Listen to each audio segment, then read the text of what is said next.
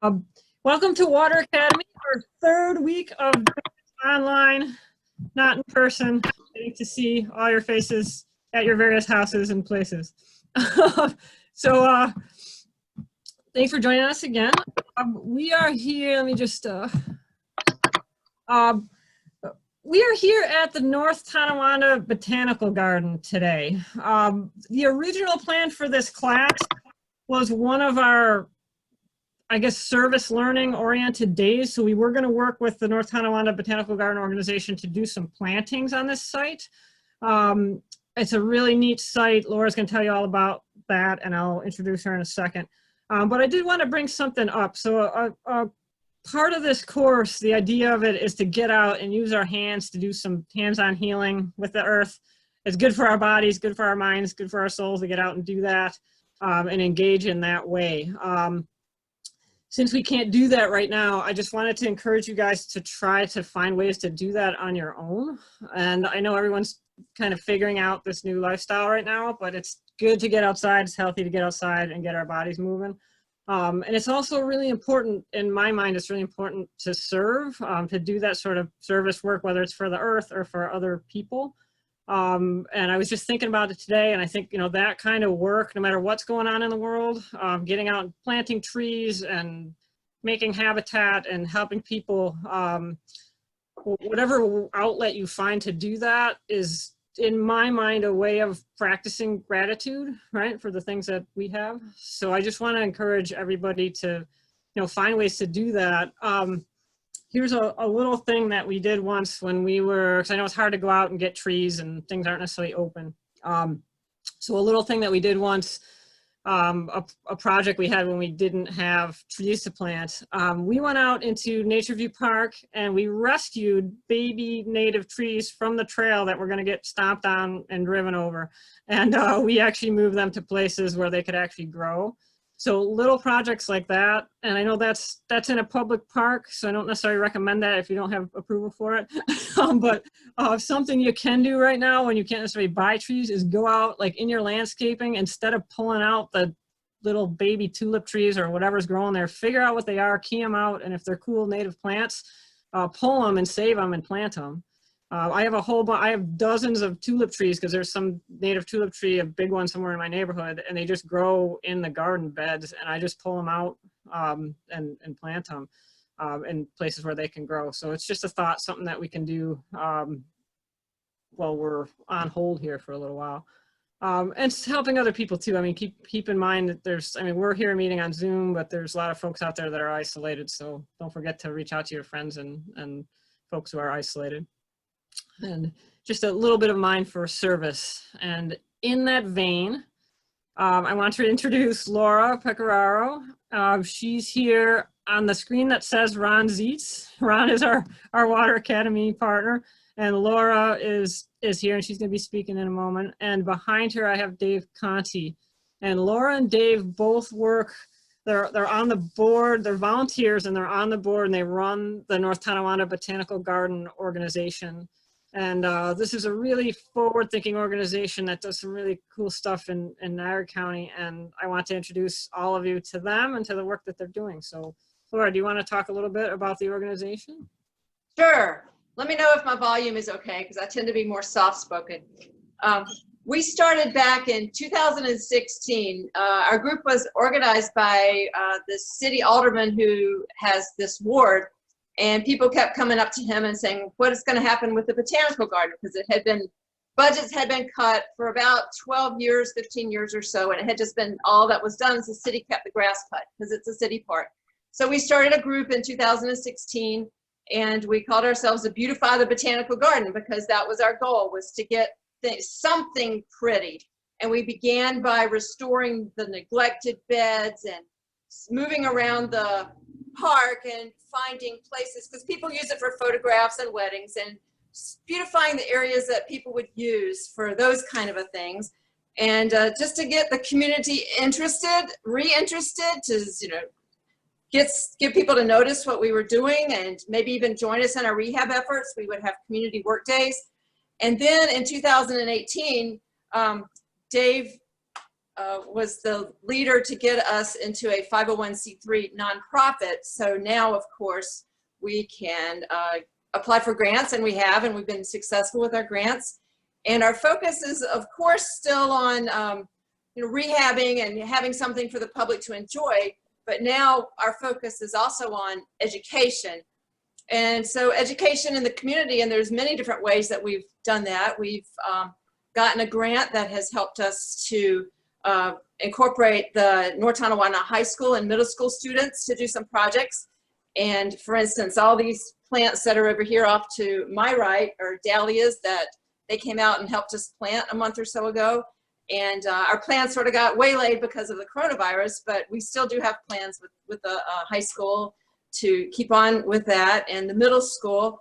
And other things that we've done within the garden is we've created rain gardens, because the botanical garden used to be a dump back in the 50s and 60s. And so there's all kinds of crazy terrain and a lot of wet areas. And so we've used those wet areas to plant water-loving plants that'll mitigate the amount of water there, and also create some beautiful habitats for hummingbirds and other pollinators.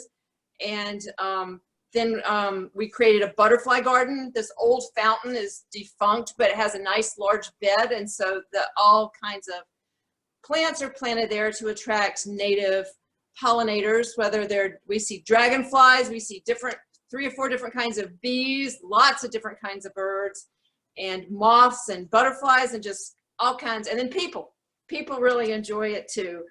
And so since this is the 3rd year for both the rain gardens and the butterfly garden, we've attracted things that are going to come back, and they're going to bring their friends. So we're really happy about that.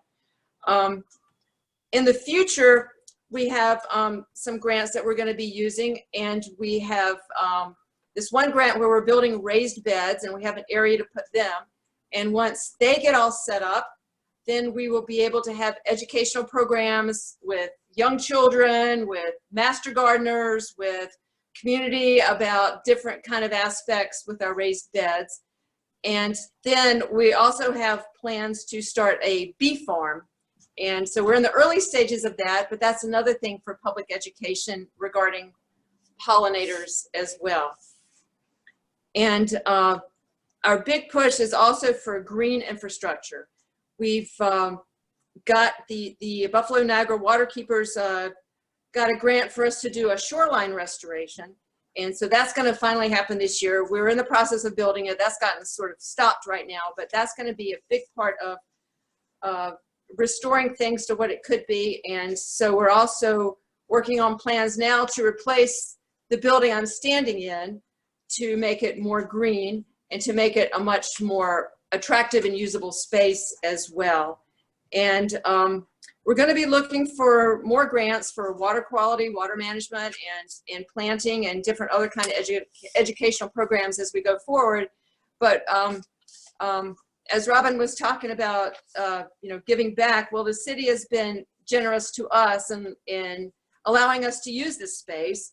And we don't have operational costs because this is city property, city building. And so we're able to maintain things on a lower budget than we would be if we had just sort of didn't have the support of the city. So it's been a really good opportunity for citizens to get involved, and for people to learn, and for us as a group to learn too. Thank you, Laura. That's great. I want to just give people a quick opportunity here. If you have a question, you are welcome to unmute yourself and ask the question. I'm not going to mute you unless you're making background noise, so go for it.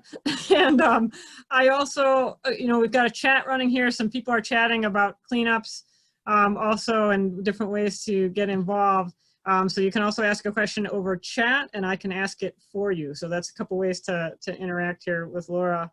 But yes, so Laura, just so you know, there's 20 of us and we're listening and enjoying. And I have a question here from Chris and Jill. Chris and Jill would like to know, are there any quick recommendations for watering mitigating plants native to the, water mitigating plants? So Chris and Jill, are you guys talking about plants that drink water? Native plants that you would use in the water? Yes, they say. Okay. tell you what we have planted in the rain garden.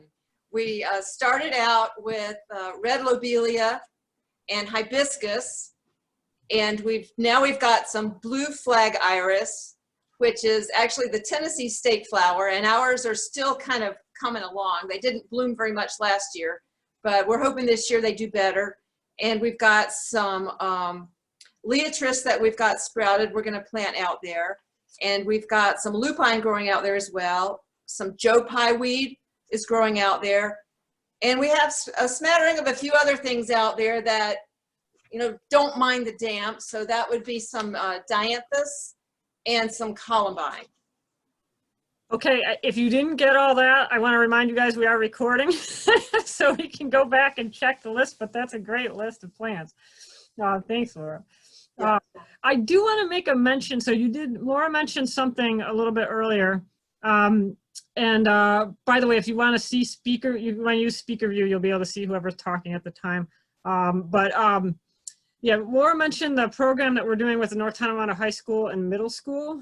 And I just want to highlight that for a second, because we have teachers here in the group that are from North Tonawanda Middle School and High School. So just so you know, yeah, this is a program that I'm actually working on with Laura and Dave. And Laura, do you foresee us maybe working with more teachers in the future?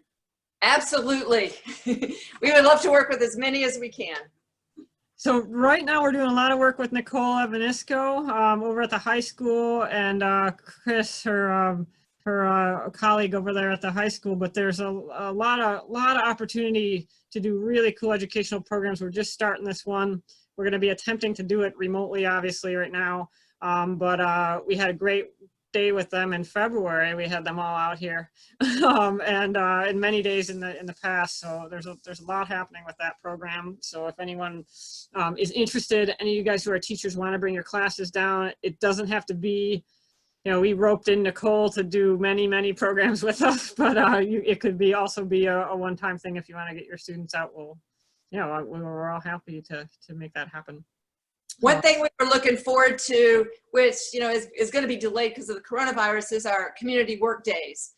We were going to start that the first Saturday in May, and we already had commitments from many high school students to come out here, not only to get their service hours, because it's a city park, so that counts for their community service, but also for them to actually get down in the dirt and to learn more about what we're doing here. So we looking forward to that coming back whenever we can. Yeah, we will make it happen. we'll make it happen when we're all ready. And we may be doing a remote field trip with them at the end of April. So teachers, if you're interested in that, we'll see, you know, how much we can get everybody on Zoom after the holidays. Some more of those things. Laura, could you tell us maybe just briefly a little bit about how you personally got involved? Like, what's your background, and why was this project interesting to you? Well, this project was interesting to me. My husband was in the military for 30 years, and so we moved all over the place. I've always had an interest in plants. You know, both my grandmothers taught me a lot. My mother taught me a lot. And so living all these different places was amazing to me to learn about plants. And then when we retired, I'm from the South, but I ended up living here. So it was just another habitat to learn about. Also, I was a master gardener volunteer in both North Carolina and in Maryland, and learned an awful lot about community involvement and education for the community through the master gardener program. And although I'm not involved in it here, it's, you know, it's the same focus everywhere. And I really enjoy gardening on a large scale because there's so many opportunities to do things I can't do in my little tiny yard. And the one thing that really appealed to me working with a group here is everybody has their own strengths and their own knowledge set. And so we really help each other out with who knows what, and sharing knowledge with each other. And it's really been quite a learning opportunity for me. Great. Okay, so we have a couple comments here from our North Tonawanda teacher. Sue says, many of my students need community service, so I will spread the word. I work at the high school, which is awesome. And then Scott says he's saying he can get his kids helping out too. So we've got some takers. Awesome. Thank you. Well, We do put press releases out, and we have a Facebook page where we announce our community work days. It's North Tonawanda Botanical Garden Organization is the name of our Facebook page. So those two places would be the places to look for information about when we get started again. Excellent. I'm going to ask Alex to type that into the chat because I can't do that and talk at the same time. But we'll have that in the chat on the side so you guys can see that. Let's see here. I did want to mention, you did mention, Laura, that people other than getting classes involved, individuals can get involved when you're back up and running, right? So you guys have work days there on, is it Saturdays once it gets started again? Yes, we're here every Saturday from 9 till 12, and we did have a lot of community volunteers come out and help us plant seeds that are now, you know, behind me off to my left. And then we also meet on Tuesday evenings. Well, when it gets to be warm, we're usually about 5 till 7 in the evening. But right now we're not having any community volunteers come just because of the situation. But besides our big work days, we're also here every Saturday morning. So this is a true community garden, guys. They're out here every week, twice a week. So it is great. Lots of opportunities to get involved when things get back up and rolling. Absolutely, yes. Laura, can people become members of the organization too? Do you guys have a membership structure? Yes, we do. We have a membership. Our membership is $25 a year. And, you know, we're happy to get people involved, and you don't have to be a gardener. You know, some of our board members are good at fundraising and they're not gardeners. So anybody who has some sort of a special interest besides gardening, you know, we use that too. And we have quarterly meetings outside of the botanical garden because we're here so often. And, you know, those are more planning meetings and informational meetings. But anybody's welcome anytime that they can come. So I just want to highlight a couple of things that Laura was mentioning. So the reason we brought you all here, friends, is because this botanical garden is a little different from most botanical gardens around, or maybe not around the world, but at least locally. The focus on native plants, the focus on green infrastructure, which is that really important. You know, we talked in some of our previous classes about water quality and green infrastructure, and we're hopefully going to go out and see a little bit of that. The focus is on repairing buffers and living shoreline. I mean, these guys are hitting all the most important things for water quality and habitat. The focus on pollinators, and it's you know, often botanical gardens are more of a collection or a museum or a living museum, which is great, but this is a little different. It's very cutting edge up here in North Tonawanda to see this group embracing native plants and embracing water quality and habitat quality and all of these sustainability points that we're talking about. So that's why we're here. I mean, by we, I mean as a class. That's why we're here with this group today. So I just want to highlight that from what Laura was saying. And then, yes. Laura, oh, go ahead. I was going to say, I didn't mention in the beginning, we're right on the Erie Canal. So that's our shoreline. And there's a boat launch and a kayak launch, and we're right across from the municipal golf course. So there are a lot of people who come here just to use the parking lot for the other things that are going on around us. And we are doing our best to entice them to enter the garden and enjoy it, as well as their boating or other events that they're doing too.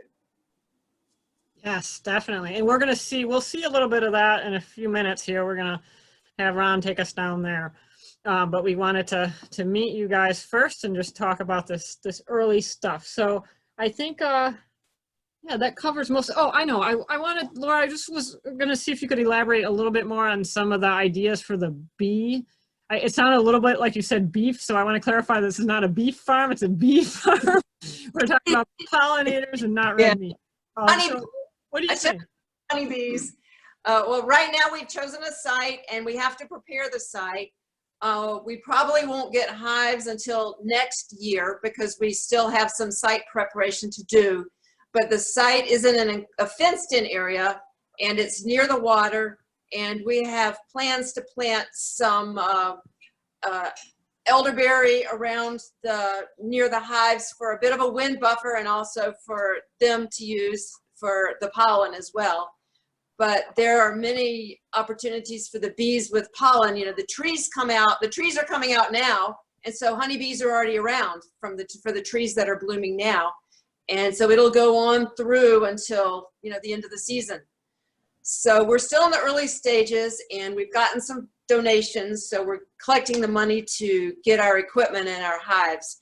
But we will have to spend this year preparing the ground first. Oh, that's excellent. Okay, so a lot of things happening here. Now, how about this building? Is this going to be the same building, or do we have big ideas for this building too? Oh, we have huge ideas for the building. Yes, we want something that is more modern, for one thing, because this building is just cobbled together different buildings that have been built on each other, and I'm not even sure how old the building is, the 60s or the 70s maybe. And we're wanting to get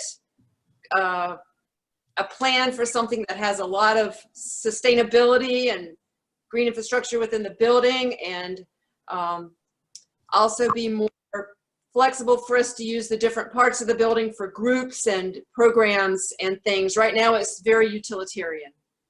And so our future plans are to make it much more amenable to visitors. Excellent. So I want to open it up here and make sure, do we have any questions right now for Laura at this point? Anybody have thoughts or questions on the project that's happening here at the North Tonawanda Botanical Gardens? And I'm going to give you just a second to think before we move on.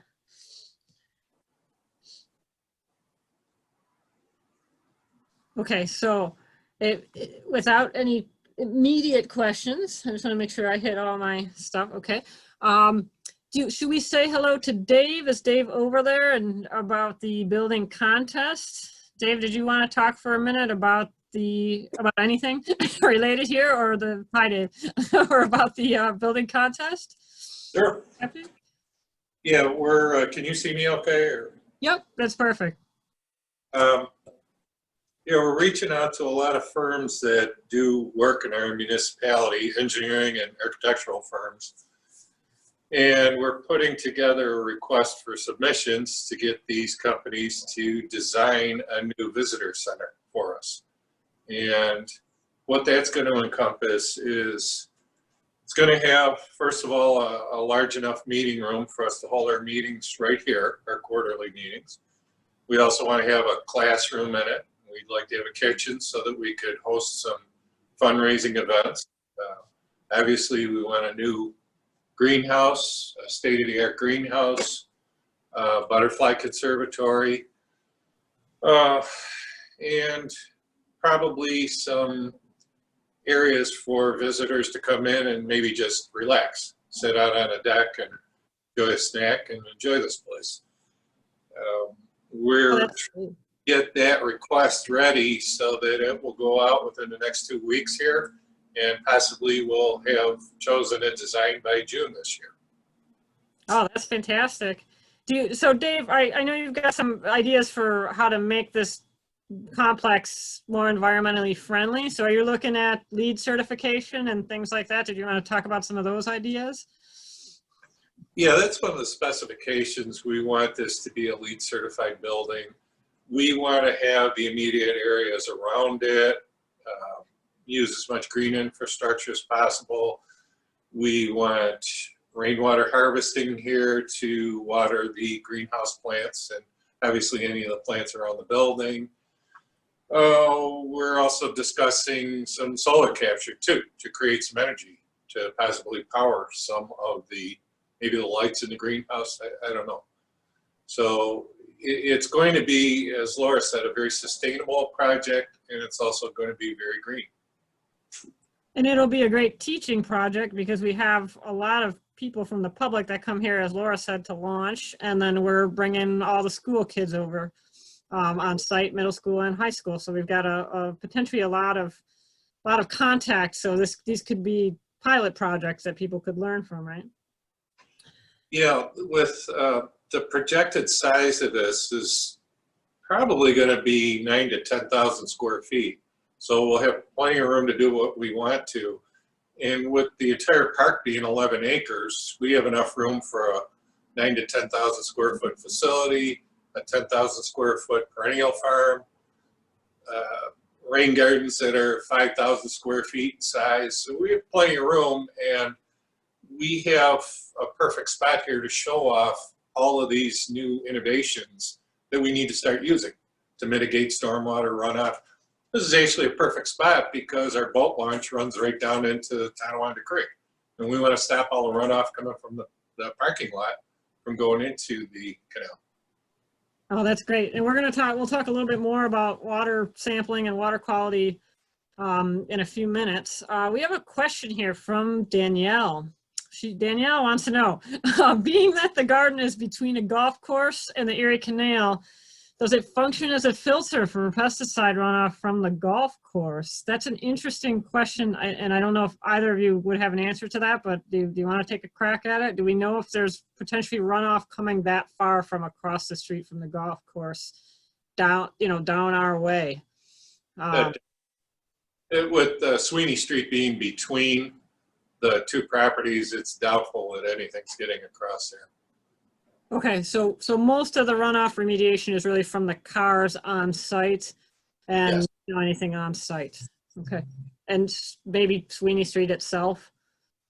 Yes, and the other thing that, one of the problems that we're dealing with here, obviously with all the geese that we have, because there's so much lawn area, which we have to begin to eliminate the geese. We all know what the runoff from the geese droppings going into the canal does. So we want to eliminate that also. Remind us what it does, Dave. All that bacteria gets into the water, and this is connected to the Niagara River, which is a source of water for the Buffalo Water Authority, for town of Tonawanda water treatment plant intake, our water treatment plant intake, Wheatfield, Niagara County. So a lot of people draw water to provide to their communities off of this body of water. So that's a great segue, Dave, into my next question, which is, can you tell us a little bit about how you got into this and what your day job is? Well, I was, I think they picked me up in free agency to get in here. They already had the team together. And they went out and convinced me to do this. It was an easy fit for me. I've got, at this point, probably 13 years in water and wastewater operations. And currently, right now, I'm the chief of operations at our water treatment plant. So anything we can do at a site like this, if we could take 11 acres and stop runoff, polluted runoff from getting into a water source, that's a plus for what I and my operators have to do at work every day. If you can prevent those contaminants from getting into your source water, well, it makes it that much simpler to clean and disinfect the water and get it out to the public. So I think one of the things that makes this organization so unique is just the collection of talent that has organized around the botanical gardens, and that includes, Dave's interest and depth of understanding of water quality in his line of work, and Laura's background in gardening, and people have this. People have a background and a sense for all these sustainable issues and how to pull them together. So I think there's an interesting synergy happening with this group, and it's the place I want everybody to take a look and see what's happening here over the next couple of years, because there's a lot going on.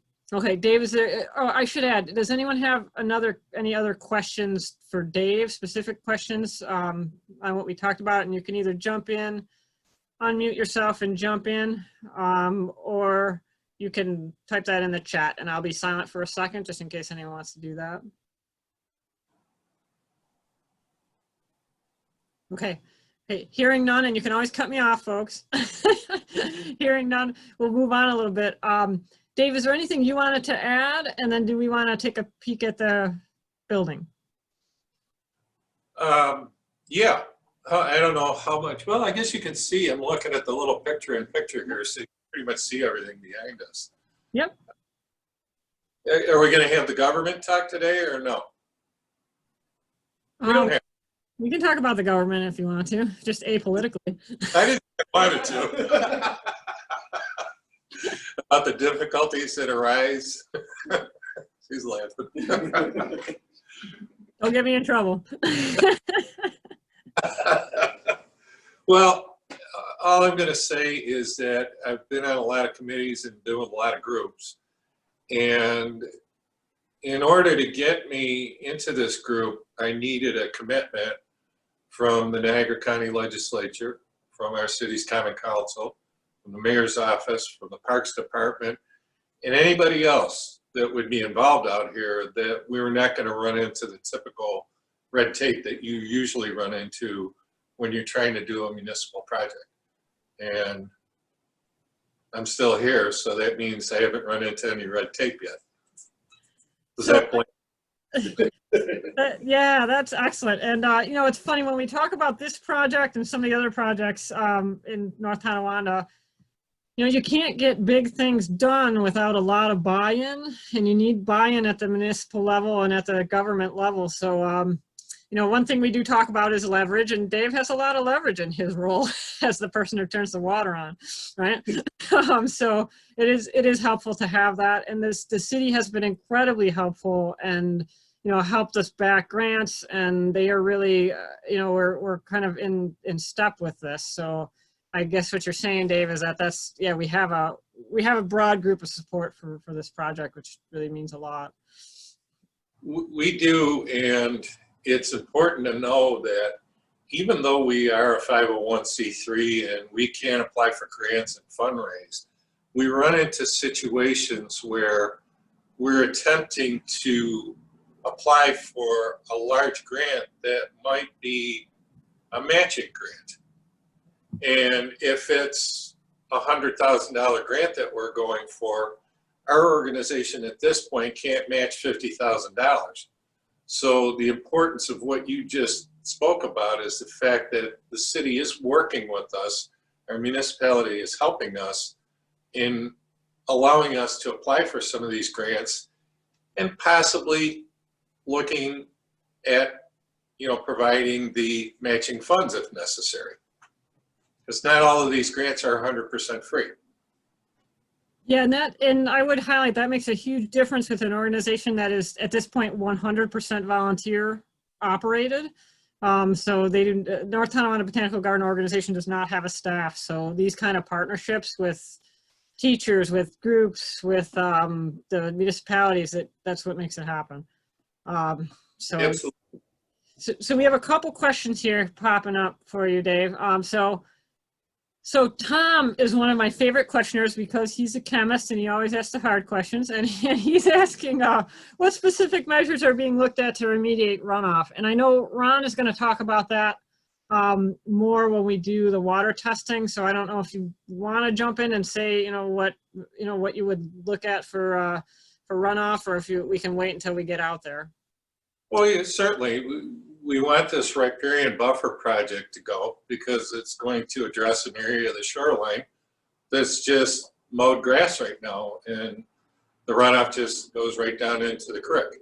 And obviously we need some green infrastructure. That the parking lot is pitched towards the canal, and the one island that runs down the center it needs to be turned 90 degrees. It's running parallel with the flow. It needs to be turned 90 degrees to the flow going to the canal. And it's crowned. And we all know, if we know anything about infrastructure, green infrastructure, it can't be crowned. It's got to be a dish. It has to be something that captures water instead of shedding it.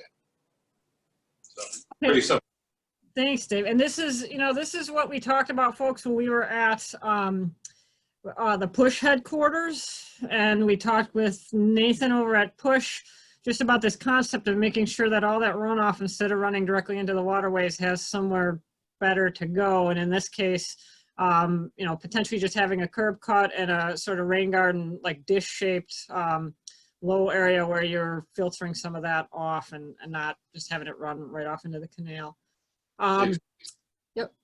And so Alex has a question he posted here, and folks, I know usually I'm getting questions through the audio, so just let me know if you are not able to unmute yourself. If you want to do it this way, that's totally fine. But if you want to talk, let me know if you're having any problems with your audio, because it should be available. So Alex was saying, has the North Tonawanda Botanical Gardens ever considered doing native aquatic plant restorations into neighboring Tonawanda Creek?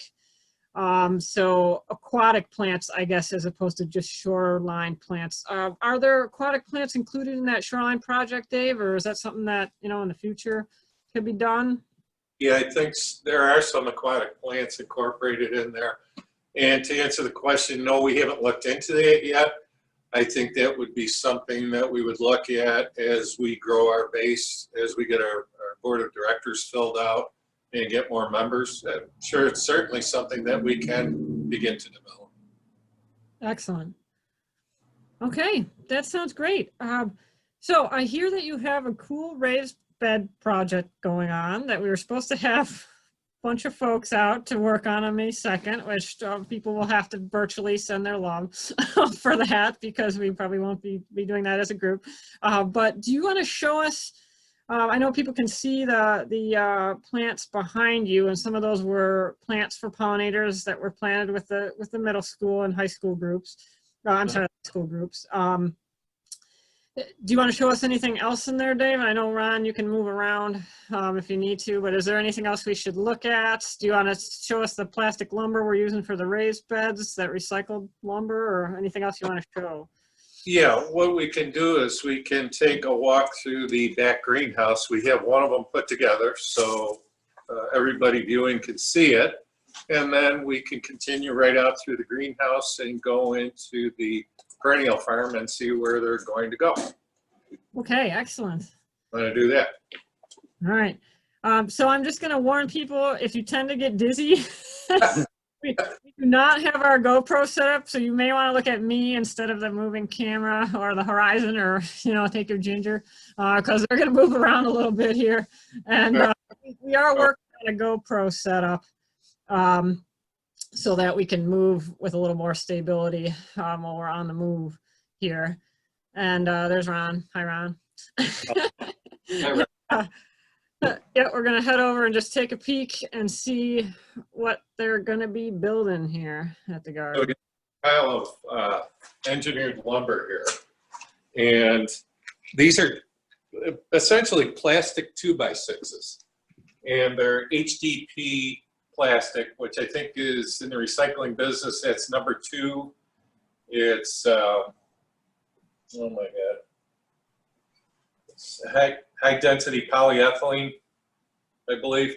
Right. And this company, this is called Bear Board, BEAR board. And it's my understanding they use about 50% recycled product when they build this. I'll grab a piece here.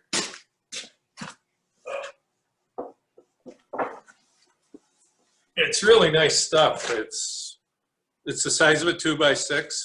It's really nice looking, and it lasts forever. So I don't think we're going to need any maintenance. You don't have to paint it, stain it, or do anything like that. I'm gonna jump in here for just a minute, guys, because I have we have we have a colleague here from Florida, Karen Relish, who's visiting with us today, virtually from Florida. And Karen is familiar with a lot of the work that they do in Florida. And Karen, I was just wondering if you might want to tell us, are you guys using this kind of lumber? Do you guys use the recycled lumber a lot in Florida? The Corkscrew Boardwalk does. We have one boardwalk and the entry, and yes, they had used the recycled wood. And we did have gone green with the bathrooms and the materials that are used in the garden. Thanks, Karen. I've got a little bit of a disturbance here, so I'm going to actually turn it over to you, Ron, to walk with Dave for just a second, and I'll be back in just a minute. Okay. Head over to the raised bed.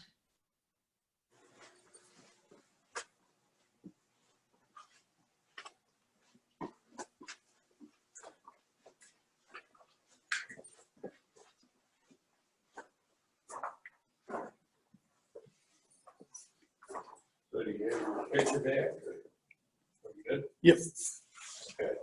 So here's your 2x6 material, and as you can see, makes a pretty good solid structure. And we went with 2x6s because we can do a lot of these. We can take a standard pot,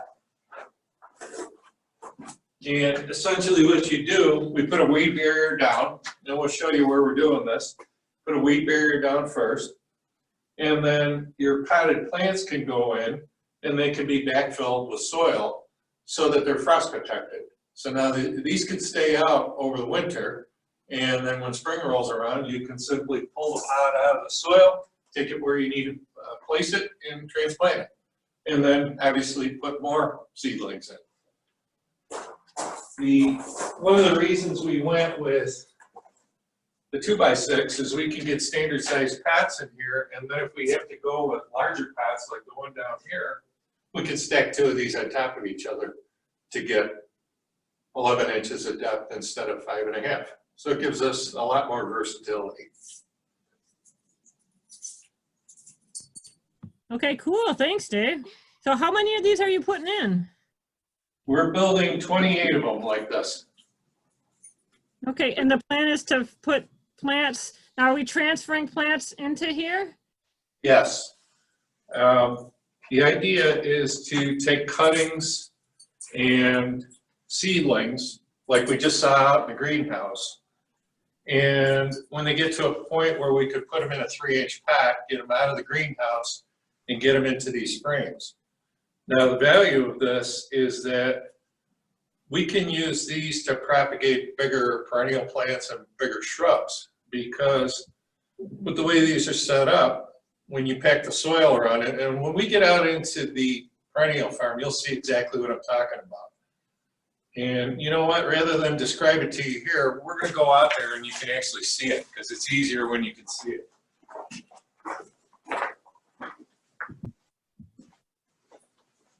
Okay, let's take a look.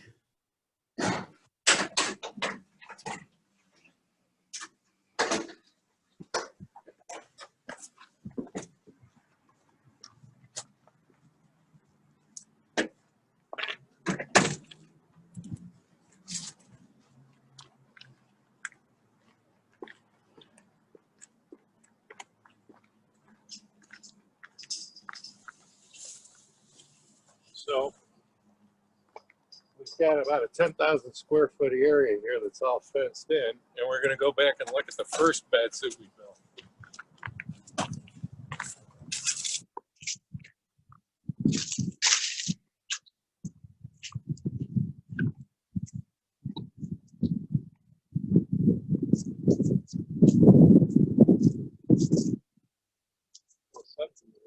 We should be able to see this. Yeah, it'll be good.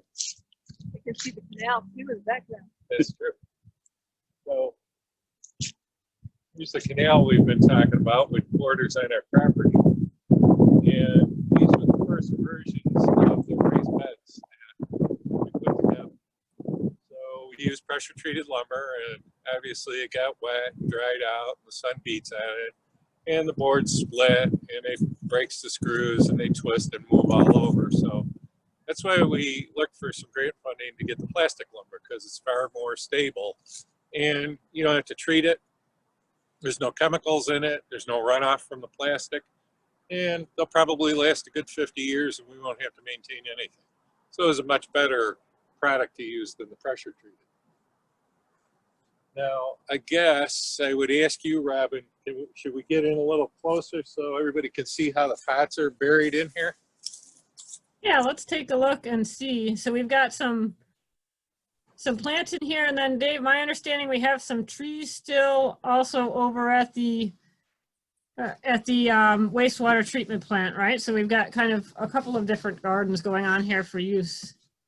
Yeah, a little history here. We obtained some grant funding to put this fencing up and an automatic watering system in. And the original tree farm was going to be placed on this site. Now, as Laura mentioned, this site was once a dump. And in order to do a tree farm, you have to drill into the soil to put the socket pots down into the ground. And being as we're not super sure as to what's underneath here, I didn't think that was a good idea. So our best idea was to do the raised beds on top, and we moved the tree farm to the wastewater treatment plant. And currently now we have about 100 trees in 13-gallon pots, and some of those trees are going to go to the shoreline project that's right behind us. And some of the trees were seeds that you got on one of your expeditions collecting seeds, tulip trees. And we also have some bayberry that you rescued from somewhere.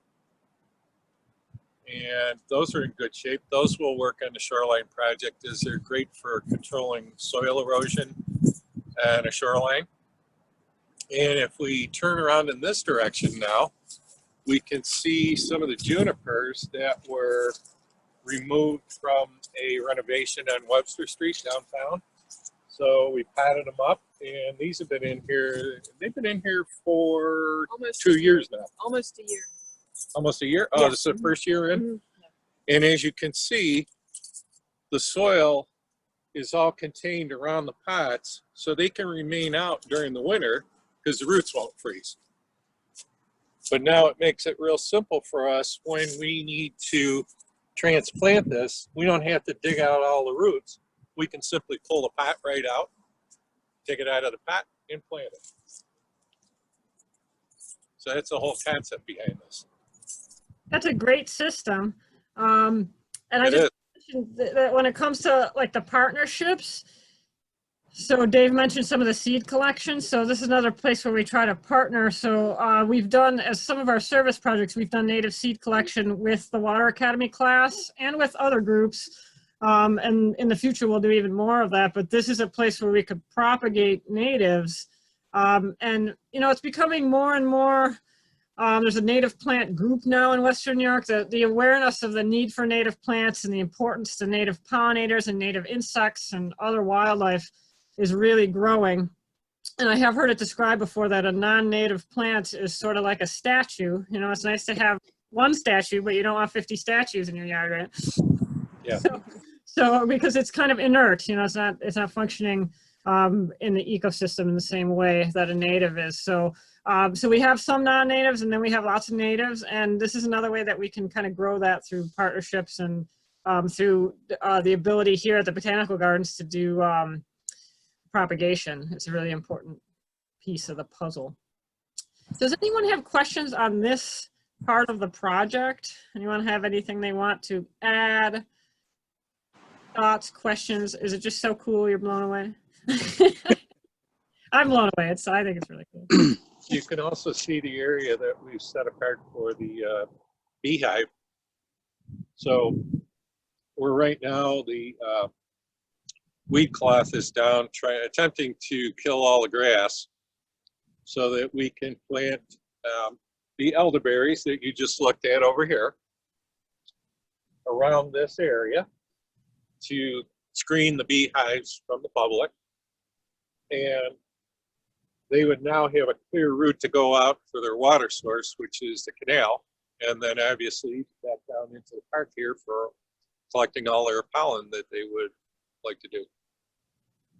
Yeah, this could be a really cool educational project, the bees. And I know, although honeybees are domestic, they're not necessarily a native wild species, they're domestic species, but they are still important pollinators. And there is the potential to have honey and use it as an earned income project where you grow local honey. So this is kind of when we get into the sustainable agriculture part of this work, where, you know, essentially native honeybees are livestock. And if you look at them that way and say, this is a livestock animal that's also a pollinator that could provide us with a healthy food that we can help to support the botanical garden, that's another interesting project. So we have a question here, and Sue would like to know, where did you buy the plastic wood? I know you mentioned the maker, but how did you actually get a hold of that? And tell us a little bit about how you got that funded, Dave. Well, we're working with an organization here in North Tonawanda. It's called the East Hill Foundation. And they have a pilot program with the city of North Tonawanda. And they invest in, they have a grant application process, and they invest back in the city with this pilot program. So we wrote up this project and submitted it, and we were awarded the grant. And I did some research. As I explained, I didn't want to use the pressure treated again because it's a little bit problematic. And although the plastic lumber was quite a bit more expensive, it just seemed like a better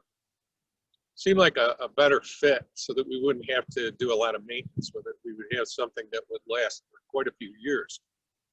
So I believe that Bear Board, if I recall, it comes out of Ohio. We had two sources. One of them was in California, and the other one was in Ohio. And due to the fact that this stuff is pretty heavy, it was considerably less expensive to go with Ohio because the freight was considerably less. So that was our choice. I believe the company is called Engineered Plastics, and the product is Bear Board. Okay, so Alex, I'm gonna just, Alex is our super helpful intern. Alex, if you can find that online, if you can post it to the chat in case people are looking, because we had several people chiming in. Yeah, we need to know where that's coming from. So maybe some other people looking for that for projects. Sure. Oh, it's beautiful product. And it's very stable, very consistent. And, not only are these gonna hold up, they also look nice. So they'll maintain the good look for many, many years without any painting or staining or any maintenance. Yeah, that's great. That's a good product. Okay, and thanks to East Hill Foundation for that. Yep. Any last thoughts here, questions or last thoughts before we move on to our next spot to look at the living shoreline? Does everybody understand how the pots are healed into the raised beds so that they can remain out over the winter? The whole concept is you can leave them above grade, but they have to have soil around them so the roots don't freeze. Yeah, and for our climate, that's really critical. We don't want to lose plants, so that's really important piece of the puzzle. Okay, I have Alex has posted here the website for the plastic lumber if you guys are looking to try and track that down. And sorry, I have a 4-year-old and there's a little chaos going on here right now. We're working on that. Okay, I think we're gonna move over to the shoreline spot, Ron. If you guys want to take a little walk over there, and while we're doing that, I'm going to actually do a screen share, and I'm going to post some slides that Ron has given us about some of the Waterkeeper Living Shoreline projects. So guys, I know this is the title of this class, although there's so much going on at this site, I wanted you to hear about all of it. But the living shorelines is a really important piece, and I'm just going to talk for a second. And again, you don't have to look at the twirling landscape if it's too intense. Ron, you're doing a good job. I know it's hard, but so the living shoreline piece is really important, and this is Waterkeeper has many of these living shorelines projects now in the ground, so you'll find them locations. I'll tell you about some of the different locations, but I know Grand Island we have several. Beaver Island and up at Sandy Beach where I am, north part of Grand Island, we've got some really cool different projects. The idea of living shorelines is to get rid of what you see right now, which is that hard interface between the water and the land. And sometimes these are called bulkheads, where you have the metal wall. And these interfaces between habitats are really the richest and most important ecologically, where you have water meeting land, and forest edge and places like that are very rich, important places. And if you put a steel wall there, you are severing those habitats. You're severing wildlife from accessing the water, basically removing all that edge of the water habitat where a lot of animals like to live. And even the animals that live in open water, most of them breed on those shallow edges. So, you know, these walls are not good. It's not what you want to see on the waterways. So one of the projects Waterkeeper's doing is trying to get rid of some of these walls in places where the landowner is amenable. And here we have, you know, the city of North Tonawanda. They're changing all this and breaking that metal wall, something that is better and more constructive, ecologically richer, more biodiverse, more aesthetic. We have a lot higher aesthetic value. We have a lot of fishermen that hang out here. So right now you should be seeing a screen share. And let me just get on this slideshow here. Oops. Back a little. Okay. So Ron, right now I'm sharing some of the slides that you shared with us. Are you able to see this where you are? Yes, I am. So you know where I am. So I can just kind of go through these, and I don't know. So as you guys know, Ron is a Waterkeeper employee. I'm an ex-Waterkeeper employee, and we did a lot of projects like these together. And so I'm just going to show you some of these slides, and then Ron, if there's places you want to jump in. This is Ellicott Creek Park living shoreline before construction. Yeah, pretty much like Robin said, the Living Shorelines program just looks to repair some of the degraded shorelines, just make them more natural. So a lot of times that will involve reducing the slope so it's easier access for people and wildlife to come in and out of the water. You also will remove a lot of the invasive plants that are in the area and try to plant native vegetation for the habitat value for wildlife, for food, protection, and they'll also overhang over the water and shade the water, which lowers the temperature of the water, makes it more livable for different aquatic animals. Also trying to just connect different areas. So you have the shoreline and then the upland area. We want to make like a constant just a connectivity for animals to be able to access the water and then go back upland. So a lot of times we reduce the slope of areas. We'll make more of a irregular shoreline. A lot of our waterways were channelized, especially the one behind me, the canal. So we kind of want to make little coves and little cut-ins and things like that that have shallow water areas that are habitat for a lot of aquatic different types of life. So Ron, I'm going to interrupt you just for a second. Right now we're looking at your chest. So if you could, I don't know if you can crouch down or back up a little. I know we're trying to get you close to the speaker so that, yeah, maybe tip up the iPad just because the wind. Sorry about that. I didn't have myself on. And we got to see the Waterkeeper logo, so that's cool. But I was just free advertisement. There you go. Ellicott Creek Park, this section is along Ellicott Creek, right in the park. So it's a small area that, again, they just reduced the slope, put in native plants. Here you can see there's just a real thin vegetational strip. So we wanted to add to that. And then again, make some little pockets, some little areas for aquatic wildlife and other wildlife to come and feed and have habitat. Here there's a lot of erosion problems, and again, the native plants, they'll grow really intricate root systems which will hold the soil in place. So they actually do a lot better job than the concrete and riprap and metal that you see a lot in our area. Those man-made features will degrade over time, rust or crack or break, whereas a living shoreline will only get stronger and more resilient as time goes on. So that's another key feature to these types of shorelines. If you guys want to take a little look at the chat, just so you know, Alex is posting, he's just posting some information about living shorelines, some links there for you if you want to use that in the future. And Ron, I'm going to move on. So this is our before construction. I'm going to move on to the next one. Are you ready for that? Yep. Okay, and as I do, oops. I can do that. Can I do that? Oh, there we go. Uh, so we have a question that popped up, and it says, this is Mary Ellen wants to know, how do you keep out the invasive stuff? How do you do that, Ron?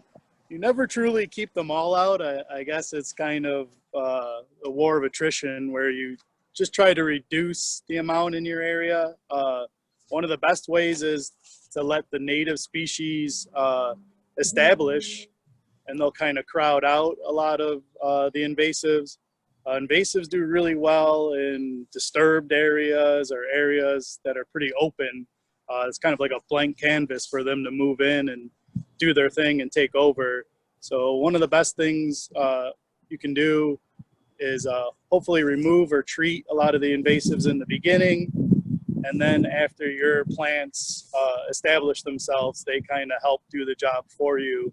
But your natives will need help in the meantime. So a lot of times we'll have invasive pulls, or we'll contract out to different organizations to treat some of the invasives that are a real problem.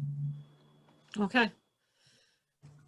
So here's we see a big bucket of native, looks like maybe one of the arrowheads, Sagittarius going in there. Yeah, all along the shoreline there, some big changes. So this is potentially a big yellow machinery project, right, Ron?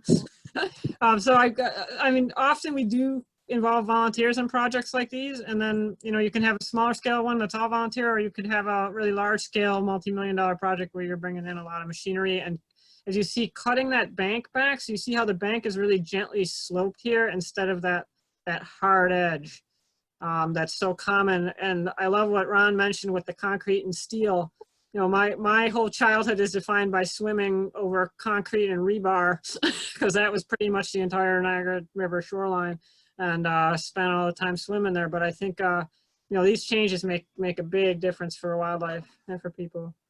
You can notice too the tree, the dead tree that was put there on purpose as a feature for fish, for birds and things to use. It also helps protect the shoreline from some of the wave action, and it allows us to put in some soil and substrate behind there, so we're able to plant some of those the vegetation right in the water and not have everything just washed right out. So a cool thing with these projects is we try to reduce our carbon footprint as much as possible and reuse a lot of the materials right there on site. So down trees like that. In our Grand Island, Beaver Island State Park project, we used a lot of ash trees that were coming down anyway, and they put those in the water as kind of aquatic structures for the animals and aquatic wildlife. So we try not to bring too much off of the site or bring too much onto the site, and really kind of work with what we have there to help mitigate transportation and just bringing in soils that might be contaminated from other areas as well. And this is a theme that we will see when we talk to, after the break, we're going to be talking to Nature Sanctuary Society, which is a small land trust, and they preserve places for rare species. And we're going to see there that highlighted that importance of working with what you have on site, trying not to bring in anything, trying to keep from, you know, making the problem worse by bringing in invasives. So that's pretty cool. So I will shift. I now have Ellicott Creek Park living shoreline after construction. So this is the same area with more of our native plants in there. You can kind of see a little cove cut out in there.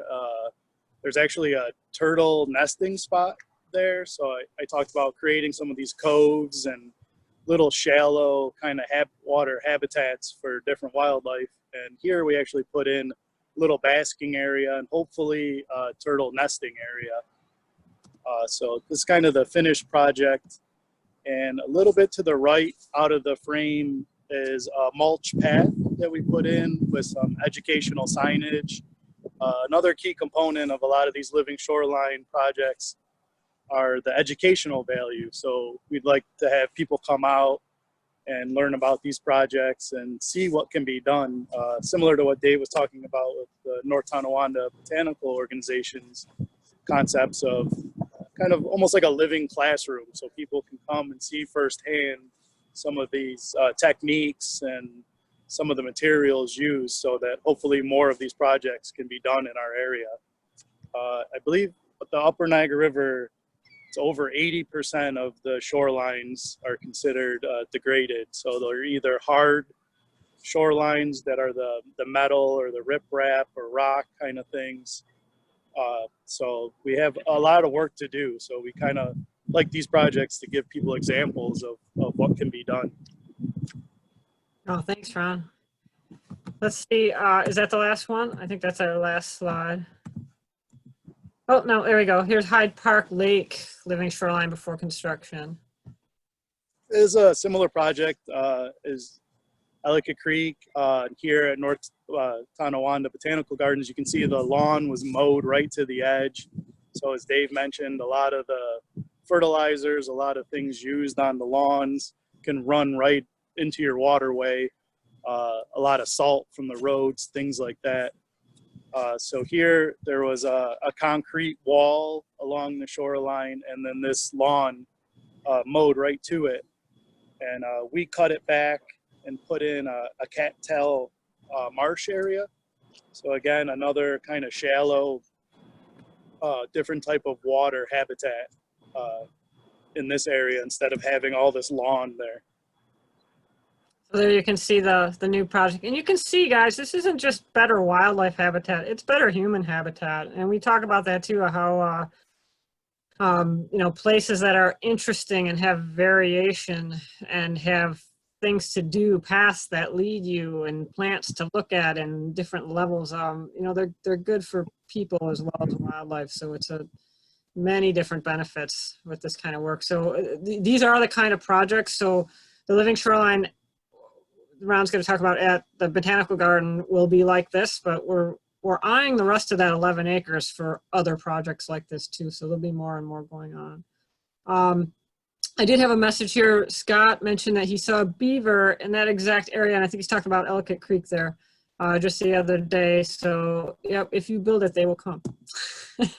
They're actually one of our biggest challenges are the deer and the beaver, which I think is really funny because we're trying to make habitats for them, but they love native vegetation and won't touch invasive. So they really kind of work against us, but I guess we'll have to send them an email or something, tell them we're trying to help them out.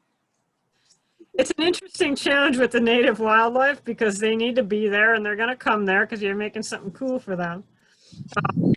Yeah, we definitely have to protect trees. I know protecting trees from deer and beaver are a big part of, you know, making sure things can grow here. So Ron, I just want to take a pause here. Are Laura and Dave still with us, or are they taken off? Nope, we're here. they're still here. Okay, so if there's any point at which you guys want to jump in and say anything about the project, we have right now we have a slide on the screen of existing site conditions at the Botanical Garden. And I just want to remind them not to leave without saying. Okay. And I'm going to turn the camera just so you can see the amount of parking lot that's already been ripped up. That's part of this project to reduce the parking lot. And then, as Dave said earlier, hopefully build some rain gardens and bioswales surrounding the parking lot to capture some of the runoff. But here you can see already the amount of parking lot that was removed. so guys, while Ron's showing this on his screen, you should be able to see both his screen and the share screen I have here.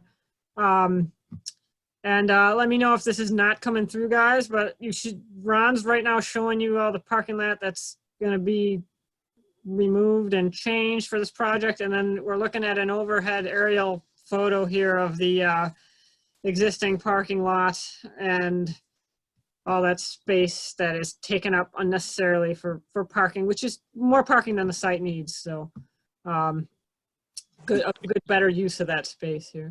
In your view, can you see the cones around the perimeter of all the asphalt that was removed?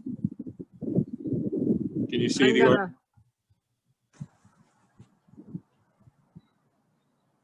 Can you? I don't know if we have that level of resolution to see the cones, but I do see that the partly removed. And you see the huge pile of blacktop that got removed. I'm gonna stop the screen share to make sure people can see a little bit more. Okay.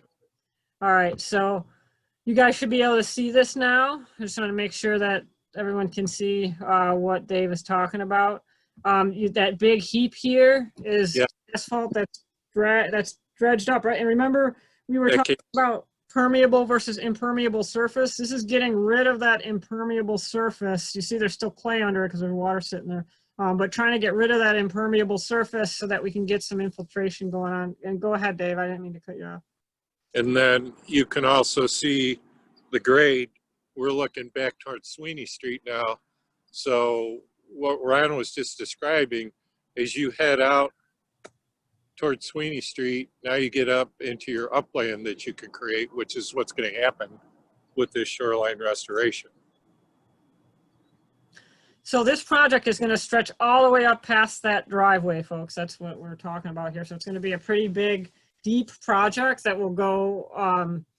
Let me see if I can get you a pan of the whole thing.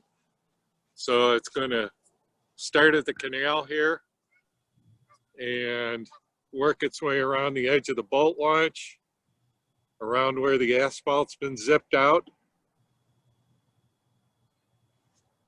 and all the way over to the perennial garden fence that we just left. I hope everybody could see that. Yeah, that looks cool. That's a really And big space. And then obviously we'll start from that sheet wall and we'll go right around to the shoreline.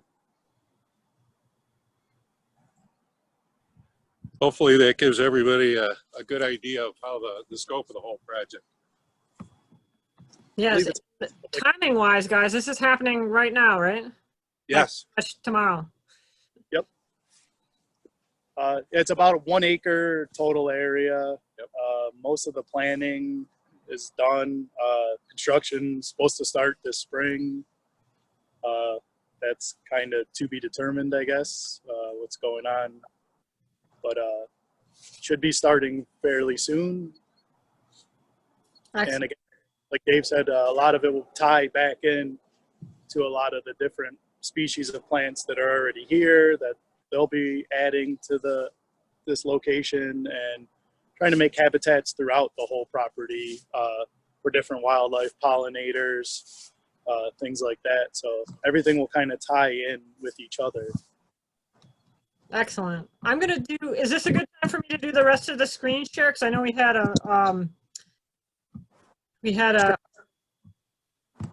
there we go. We had some overheads that I wanted to make sure that people saw that you had added in here on. Yep, it's the parking lot area, so you could see what was removed. Oh, Here's, sorry. So that's Yep. the, okay, That's so we saw that one and there we go.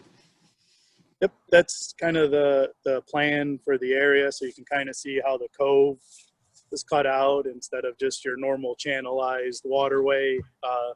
There's some features in there for habitat, for protection of vegetation in the water. There's some rain gardens near the parking area, like we talked about, to intercept some of the runoff. Various small gardens, habitats, and then using some of the fill or some of the soil removed from the cutout to make kind of like observation areas where you can stand on some mounds and kind of be able to see the whole location from there. Excellent. Okay, does anyone have any questions about this project? I mean, this is a major, I'm going to leave this on the screen for a minute. And ECC students, I will post this to Blackboard. If you guys, if you are not an ECC student and you want access to this presentation, just these slides, just to check it out, I'm happy to send it to you. Just let me know. Or I can just send it off to everybody. But this is a great example of a living shoreline projects. These are the kind of ones that are popping in all over our region now. And it's going to be a really cool pilot project for educational purposes when it gets done. So What's the completion date plan? I know things are a little bit up in the air right now, but the plan for this is to finish this year. Was that the original plan? Yep, August, early fall was kind of we were originally planning, or what was originally planned. I'm not, honestly, I don't know how much that has changed, or when they're gonna actually get out on the field and start working here. I can say from other projects I've been involved, we'll often get asked, once we let areas start to grow and be kind of taken over naturally, people want them mowed down. Will ask us if we're removing the vegetation or trees. People really want their sight lines kept of the waterways. So we try to educate a little bit about how important the riparian zones, those strip of land right along the shoreline, how important it is to have some of the native grasses and different plants in there for water filtration, to protect it from pollution. And as Dave mentioned earlier, it also helps prevent geese from coming up on your land. A lot of parks, a lot of open green spaces have just completely mowed down lawns, and geese love it because they can see in all directions. They don't have to really worry about predators or anything like that, so they just make themselves at home. But if you have just even a thin strip of taller grasses in between your lawn and the waterways, this will reduce the amount of geese you have, because they don't like walking through areas where they can't see everything. So people often ask, how do I keep the geese off of my water front property? That's one way, is by having a strip of native plants along the shoreline to keep the geese out. And it also has all those other benefits that we talked of. But usually, oh, go ahead. I say, once you usually educate people a little bit of the importance of these trips, then they understand. They kind of lessen their desire to have it mowed right to the edge.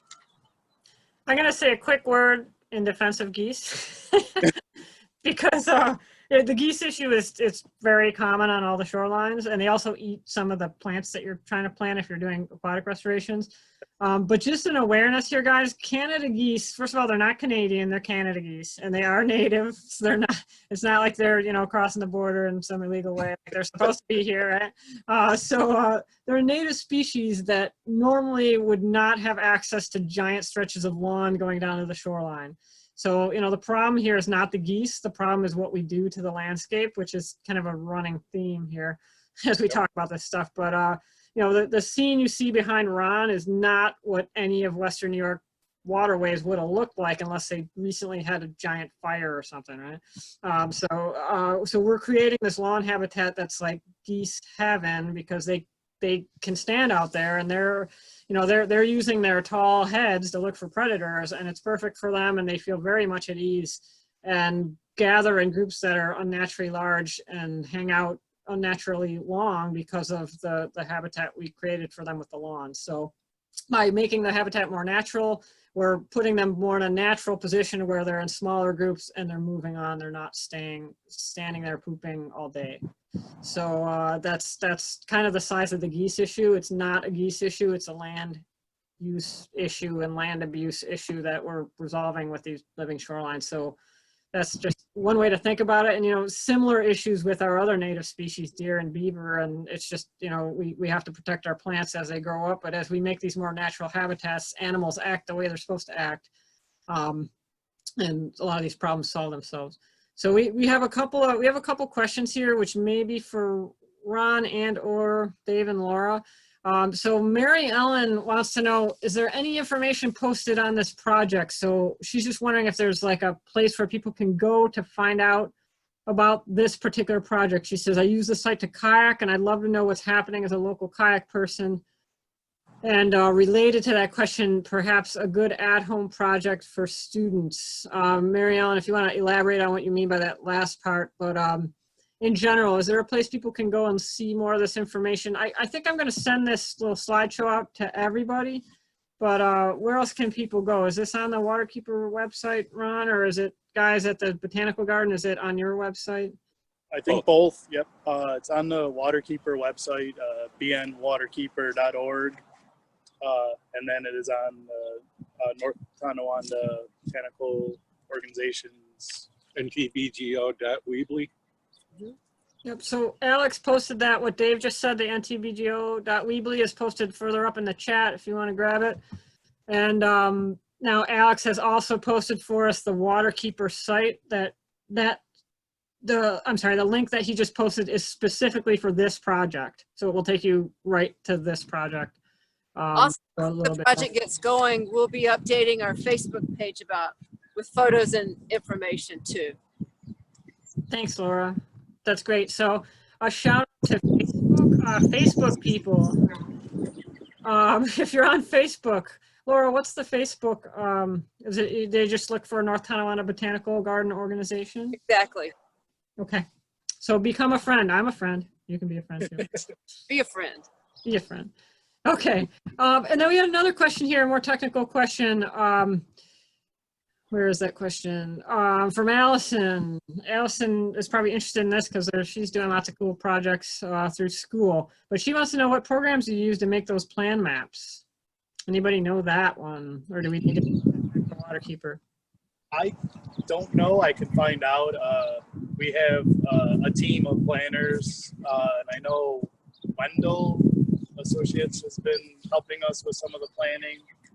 So I don't know exactly what software or what programs they were using, but I can try to find that out and email it out to the class.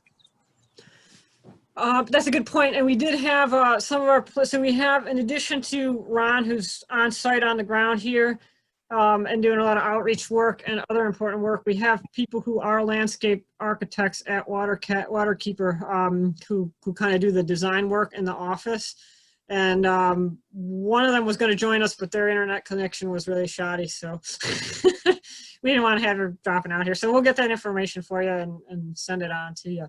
There's a lot of behind the scenes work. They come out and kind of check out the area, kind of get the lay of the land and get some ideas in their head. There's also been different soil samples, core samples taken, try to figure out a little bit maybe what's under here, where some of these features might be better off being placed.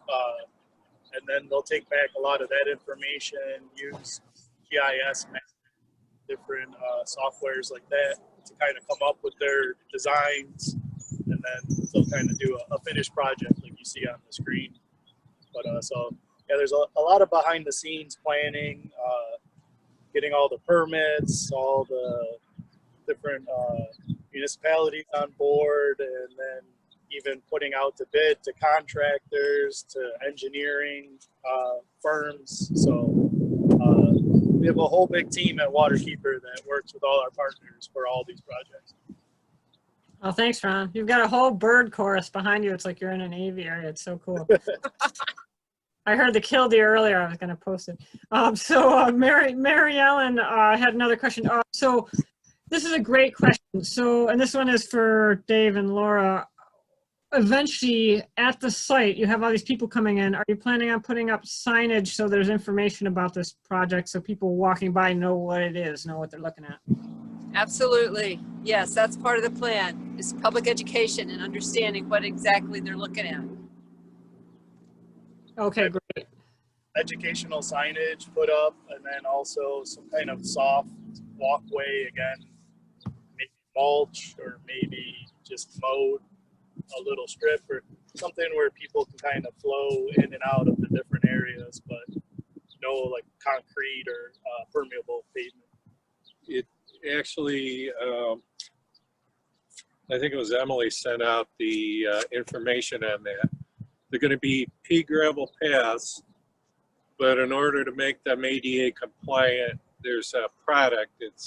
I can't think of the name of it. It's something 400, and it's a moisture cured acrylic.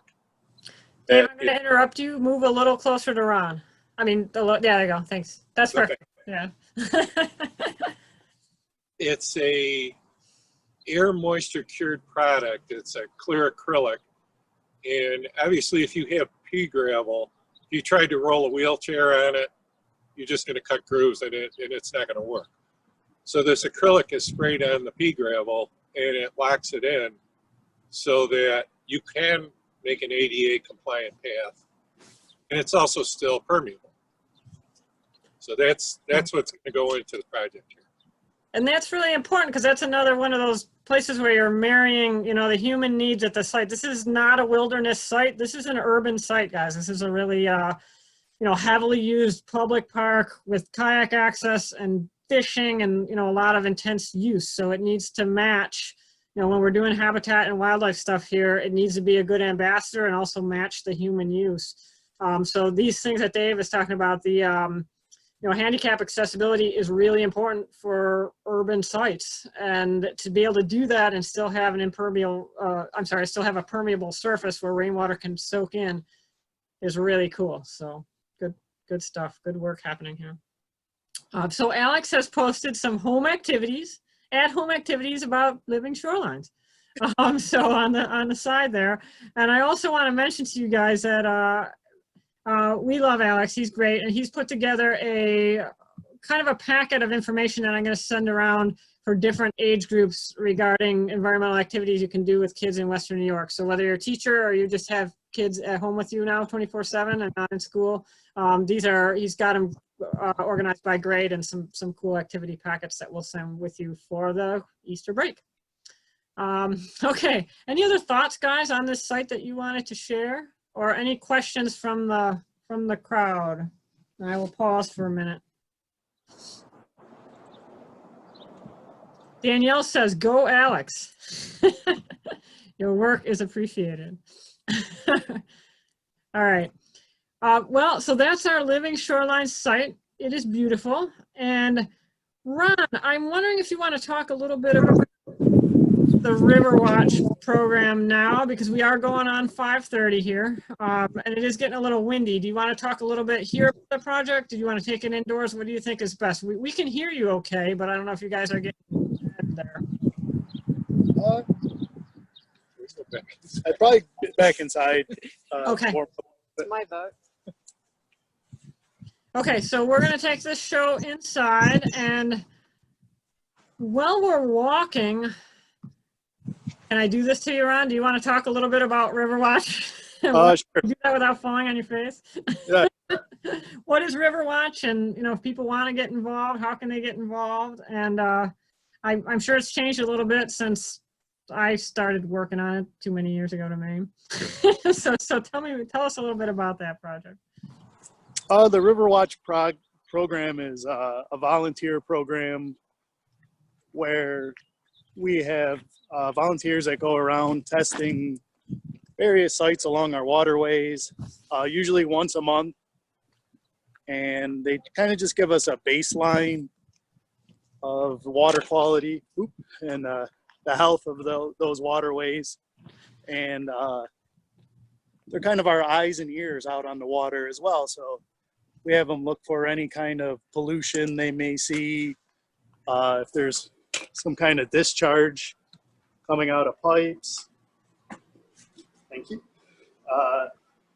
Any kind of maybe harmful algal blooms, things like that. So they're kind of our additional set of eyes and ears out on the water for us.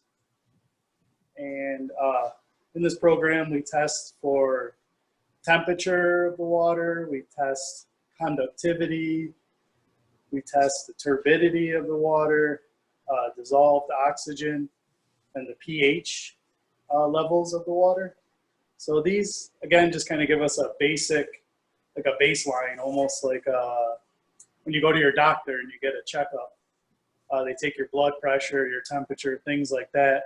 We're doing that with the waterways, and then we can use this data to see if there's any unusual changes in any of those parameters, and we can go from there and kind of be like detectives and figure out what's causing maybe a spike in the temperature or conductivity in an area. And then we make all of this information available. Every year we put out a water quality report. They're all available on our website, and different universities, different organizations in our area will sometimes use this data, again, just to kind of see if there's any trends, to see if there's anything going on. And they're also important to see after projects like our Living Shoreline projects. We'll test in those areas and see if we're actually seeing any results from our projects, if they're improving the water quality in that area like we think they are. So it's an all volunteer program. And it's actually, we're really lucky. We have a waiting list usually for people to join. We'll let people shadow different groups to kind of see if they're interested in doing it. But a lot of people get really connected to their areas and come back year after year and want to keep doing it. Oh, that's cool, Ron. And I see Alex has posted a link to, again, to the Riverwatch, specifically to the Riverwatch program over there in the chat. In case you guys want to get involved with your classes or get involved in the future as individuals. This is generally not a school project, is my understanding, but if you're a teacher, we have had teachers join this and then, you know, share the information and the data and, you know, use it in their classes. So it's kind of a neat project. If I can add just a short comment, I volunteered with River Watch this past summer. I sort of just became an adjunct to a group whom I know the people doing the work, and they let me tag along and help out. And just to say that it really is fairly simple. Everything you do is, you know, you've got a bunch of electrodes that, you know, read out the data. You're connected to your iPad, and everything gets electronically shifted in. So you just kind of dip the electrode in the water, and it has actually about 5 different electrodes. There is one additional measurement for turbidity, which you kind of scoop up and put it in a glass vial and stick it in the machine. It reads it out, you know, so that everything is really pretty easy. So, you know, there isn't really a lot of training in case you're afraid of doing any of this. It's pretty bulletproof. So the hardest part was getting the Wi-Fi to work on to get everything sent to home base. That was about the only problem we had. That's great. A lot of younger guys are probably a lot better at it than we were. So thanks, Tom. That's a good read, and thanks for volunteering. I would add couple reasons you might want to do this. If you have a waterway that you love, this is a really cool way to be in touch with it. Again, it's like you're the doctor and you're like taking the baseline data of the water. And it's just a neat project to get more connected to your waterway. Another neat thing is that if you are going into an environmental field, knowing how to use this equipment is a great resume builder. So I'm just going to throw that out there for people, ECC students, or people who may be looking at going into environmental careers. If you do Riverwatch, you learn how to use YSI equipment, and it is the standard for the field. So I don't know if you wanted to add up to that, Ron. Yeah, just be careful, because once you start, then you might find yourself volunteering for Waterkeeper a lot more. That's how I started, exactly that way. I always was interested in testing water, so this sounded like an awesome program. That's how I started, and then started going to plantings and cleanups and everything else. So if you want to guard your free time, it might not be the best thing, but it is a lot of fun. You do learn a lot. You get to meet really great people.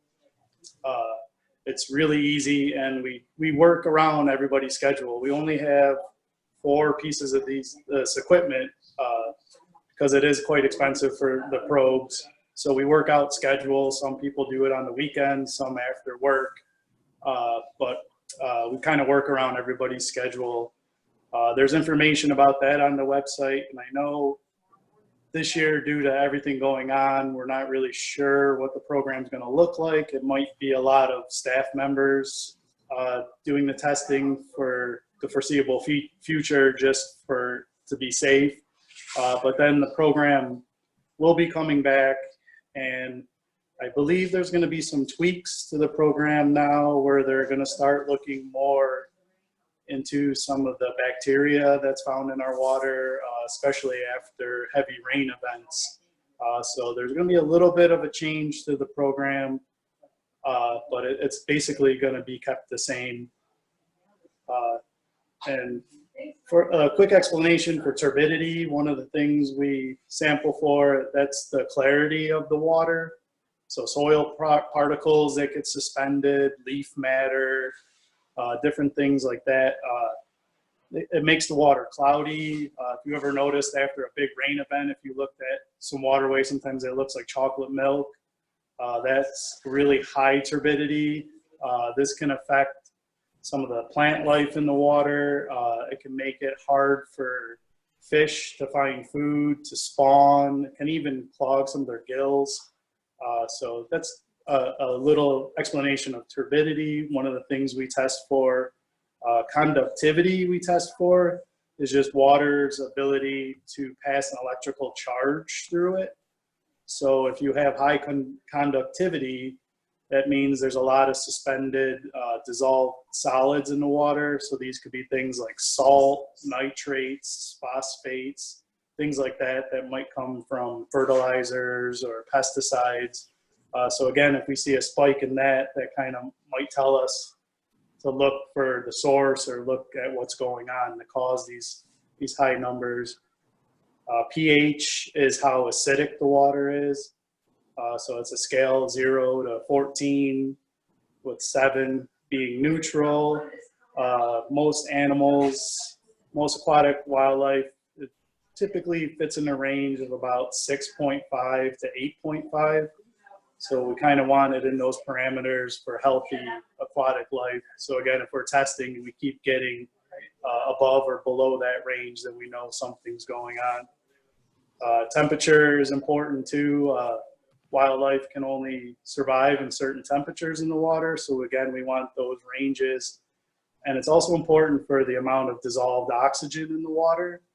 The higher the temperature of the water, the less oxygen in the water. So again, it makes it hard for aquatic wildlife to live if there's not enough dissolved oxygen for them. So temperature and dissolved oxygen, we also test for. So there's a little explanation of some of the things we test. Great, thanks. Did you want to show us, do you have equipment there that you wanted to show us? We don't have to go into great detail with it. I would have to grab it. It's like 2 minutes away. So I don't know if you want to talk amongst yourselves and ask some questions or something. I can grab it real quick, or. Okay, well, let's, yeah, why don't you go ahead and, is Dave or Laura there, or are they in the back talking? Yeah, they're in the back greenhouse. I can grab them. In the back chatting. Okay, yeah, why don't you grab them real quick, and we have one question for them that came up. Okay. So, and then, yeah, and we'll just wrap it up. So folks, we're wrapping up. I just want you to be able to see the equipment that Ron brought. And then, so now's a good time. We're kind of getting towards the end of our session here. We'll say hi to Laura, see if there's any other questions. And then Ron has he just wanted to show some of the equipment that they use at Riverwatch during the program, because it's a really neat sampling program. And we can ask our questions here, and then we'll talk about next week. So it sounds good. Laura, do we have you? Oh, there's Dave. Okay, so we had a question for you that popped up here, and you know, Val was wanting to know.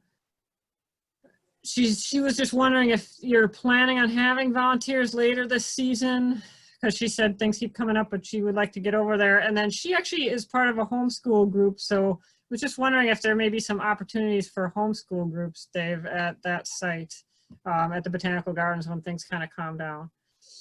Oh, certainly. We have had homeschool groups come in before. Okay. It's unfortunate the situation we're in right now. I would say if anybody wanted to do anything, you could certainly come out if a family wants to come out, and we have a lot of downed twigs around our trees around the rain garden. They can certainly come out and make a little project and scoop some of them up and bring them over to the corner of the parking lot so our Parks Department can pick them up. We're kind of limited to that now. We really don't want to schedule any events because of the health crisis we're in right now. But people could come out practicing their social distancing. They could come out on their own and explore the site. It is an 11-acre site, and there's a lot of potential things about to happen. So if people want to come out, Dave, can you give me the best address for them to look for? Is it 1825 Sweeney? 25, yes. Okay, so I'm gonna post that right now in the chat for you guys. If you want to come out and check out this site, because many of you are nearby, and I have found some folks. Now, when I kind of grew up in NT, so I remember the site from when I was a little kid, but if you're not from the area, most people I talk to do not know about the Botanical Garden unless they grew up in North Tonawanda. So that's gonna change. But right now it's well secret and it's pretty quiet, so good place to go and explore. Okay. Did anyone else have last questions for Dave here, or Laura, or any of our conversation today? Okay. Hi, Laura. Hi. So I'm just gonna, while we're waiting for Ron to come back, I just want to talk a little bit about what we're doing coming up, all right? And you guys are welcome to join us if you want. So next week is a holiday, so we're taking off. I had toyed with the idea of scheduling a relaxation session. I have some people who do hardcore meditation and yoga, get your brains off all this stuff that's going on and do something fun. So we may do that a little bit in the coming weeks. We may find a spot for that, but we're going to take a break next week. I think everyone needs to get out and hang out virtually with your families and chill. So next week is our Easter break. We're not going to do anything. And then after that, when we come back, we're going to check out sustainable urban agriculture. So we'll be back. We'll be heading down to Massachusetts Avenue projects in the city of Buffalo. And we're going to look at what it's like. Well, we went out and talked to Steve Blayback, who's out in Clarence. He's kind of in classic farm country. We're going to talk to people who are farming downtown, abandoned places in Buffalo. And when we talk about this raised bed stuff gets really important when you are growing food for people to eat, right? But you know, this is where, again, we're dovetailing these human needs with, you know, natural areas and natural needs. We're getting into, you know, resolving the issue of food deserts where people can't access fresh food. You know, the only food they have access to is a corner mart with packaged, you know, pre-packaged foods that are not healthy. So getting these urban farms, which are getting big in Buffalo, and relevant even to a site like you guys have, because you're an urban site, and you know there's possibility for, you know, food plants and things like that as future projects. So it's always something interesting to consider. And there's a lot of this happening now in the city of Buffalo. So we're all going to be heading down there, and we're going to see how they do it.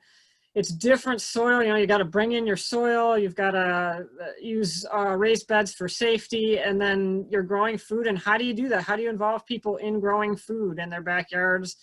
How do you get the younger generation to learn how to cook food? I mean, you have some generations of folks who don't, you know, they haven't had access to fresh vegetables for more than one generation. So how do you bring in foods from other cultures? You have refugee population moving in from countries all over the world who bring their own foods with them that are, you know, new to this area. So how do you get those things growing and get an awareness of how to cook different types of food? So kind of neat. We're moving into that food world of sustainable agriculture, and we'll be there with our urban garden. That's going to be on the 23rd.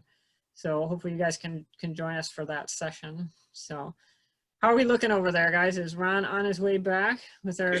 All set. All right, there we go. Oh, okay, cool. All right, so Ron, this is the equipment that we're using, right, for Riverwatch? This is, yep. Just bear with me 1 second. And I just want people to be able to get a peek at it. And this is our last part of the class here. So here's our probe. You can see there's ends in this protective cup. Those are all the separate probes. This device, we have long poles that we actually have our volunteers put it out as far into the waterway as they can. It has a receiving pack on it that will actually send data in real time. I can't see it because of the glare.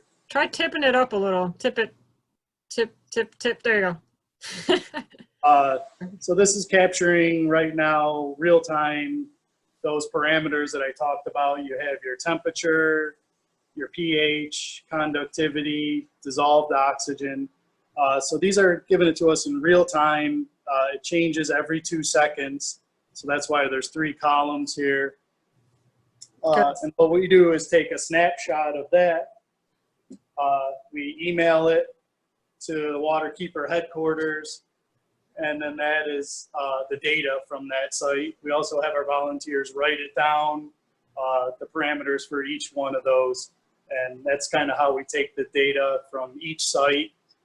Each group will normally go to anywhere from 3 to 6 sites in one day. So this equipment is pretty easy. I think the hardest part is using the tablet. And then for turbidity, we have this guy here. So we'll take a sample of the water using a pole in this cup to capture it. We then transfer that sample into a little sample vial. That fits right into this guy. This is our Hawk turbidimeter. So it sends light through that vial, and then we'll register how much of the light is reflected back to it and how much makes it through to the sensor on the other side, and that will give us our turbidity reading. And again, it's pretty simple as far as using it. You just pick the site you're at, hit read, then it gives you the number, and we write that down on our data sheet. And that's about it for our equipment. So it's pretty user friendly. We do have trainings for everybody. So you get accustomed to using the equipment, and then a staff member usually goes out with the teams for the first 1 or 2 times to make sure everybody kind of gets the gist of using this equipment. But we used to have little small handheld devices that were really hard to read. So to have something that will actually work through Bluetooth to send the info from that probe to a tablet is, I think, is really cool. And I think it's made it a lot easier for our volunteers to be able to do the job that they're doing.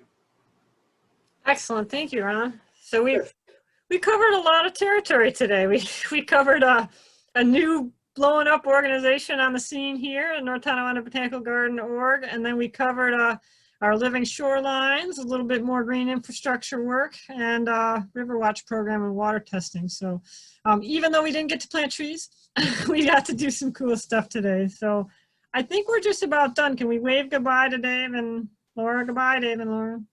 See you guys. Bye, Laura. Thank you. This is great. Thank you for sharing with us, letting us share.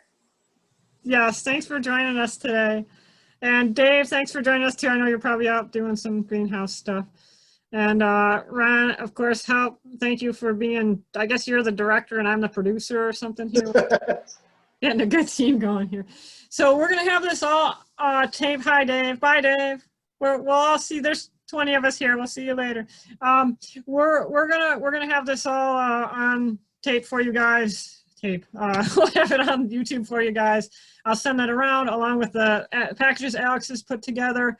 And we will see everyone on the 23rd. Have a great holiday. If you're ECC, can you stay with us, please? Because we're going to do another check-in. I should have said that earlier. Hopefully we didn't lose anyone. But ECC guys, please stay in with us. And now I'm officially, we got some good thanks coming here on the chats, and we will see you guys. I had a great time too. Thanks. We will see you guys in a couple of weeks. Stay healthy, stay safe out there. Get outside. We'll see y'all pretty soon. And ECC folks, please stay on with me.